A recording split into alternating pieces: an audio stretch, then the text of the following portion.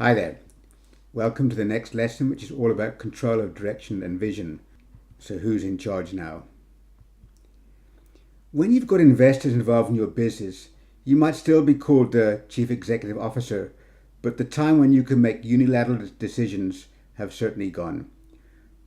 Probably in the past, when you started the organization, you had a clear vision of where you were going, what you're trying to do. But as you went through your business development process, that changed. You probably changed your vision. You changed your direction, perhaps your customers. You pivoted, as we say in startup jargon, and you probably did that entirely on your own, or perhaps with a conversation with co-founders over a cup of coffee. It was certainly a fairly informal process. You just knew it was right and you changed. However, having investors on board means two things. Firstly, you've probably moved out of where you're developing your business model to one where you're really trying to scale and grow that model. And the investors on board are people who've bought into that business model. That's why they invested. And they're going to need a lot of convincing as to why they should change.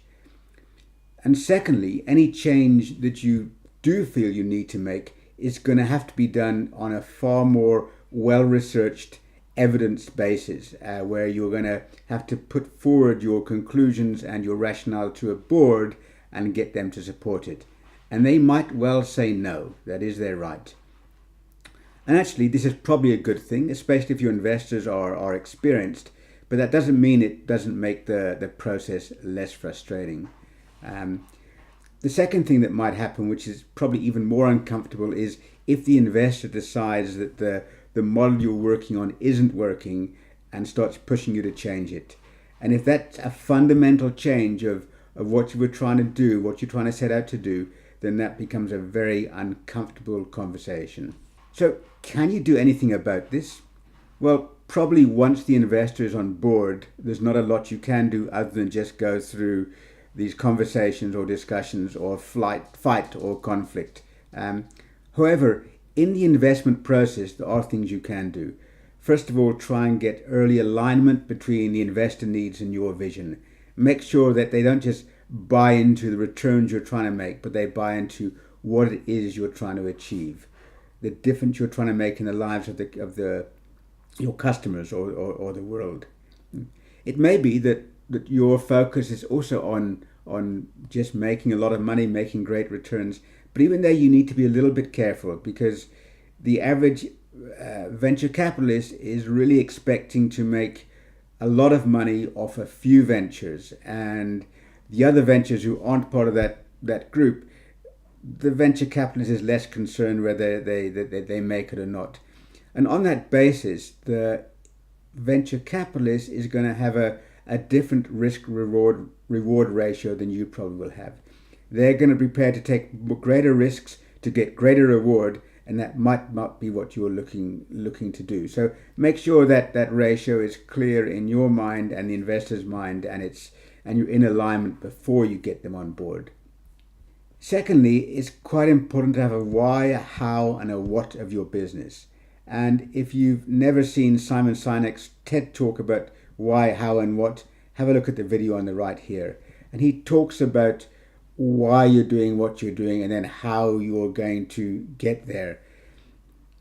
If you're going to make any dramatic change to your business, it's very good to have that framework by which you can use it to have a sensible conversation with other board members.